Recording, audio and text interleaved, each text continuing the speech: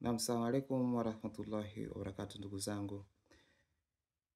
Nimekuja na dawa hapa kuwapa somo fulani ya dawa. Hii dawa ni hatari sana ndugu zangu. Ninaomba niwaelekeze hiyo dawa. Nimeona ni jambo ambalo linasumbua watu wengi sana na watu wameshatumia dawa nyingi sana na wamedanganywa, wametapeliwa. Lakini ninaomba nikupe asili inaponya, lakini msidharau asili. Ukipata dawa ya ukweli, basi hiyo asili inafanya kazi. Ndugu zangu, nimewaletea dawa, ni dawa ya mvuto wa biashara mkubwa sana. Cha kufanya hapo, tuende kwa haraka haraka kwenye mada. Nenda buchani kanunue nyama ya nguruwe. Nunue nyama ya nguruwe, ukishapata nyama ya nguruwe, ukate vipande 16. Utachukua hii pilipili moja, utachanganya. Utachukua mbono kaburi, majani yake yawe 41. Utachukua ushanga wa bibi, wengine wanaita ushanga wa bibi. Ni vimbegu fulani ni vyeusi na vyekundu.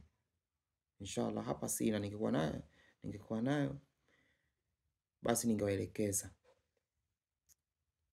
Hizo mbegu utachukua 21. Ukishachukua hizo mbegu zinakuwa 21. Tafuta na chungu. Hicho chungu kiwe kipya. Chukua na moyo wa ng'ombe. Ukishamaliza kuchukua moyo wa ng'ombe, ndugu zangu, hii dawa ni hatari sana, sio mchezo. Mimi nasema nikisema kwamba kitu kinafanya kazi na kinafanya kazi.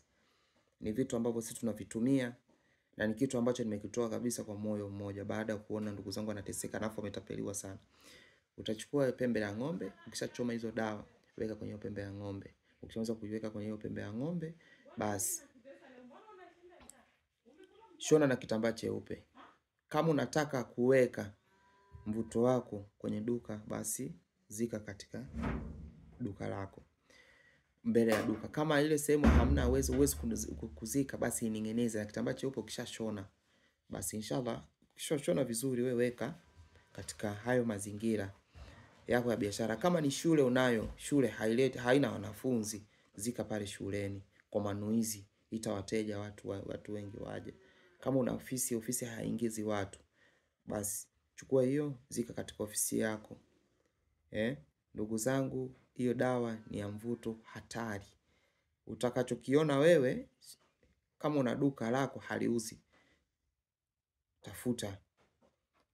Kama unakuwa na mfanyakazi mmoja, tafuta hata wafanyakazi wa jinsi ya kukusaidia ndugu zangu. Basi inshallah ndugu zangu, mimi sina mengi. Na kama una swali la kuuliza, naomba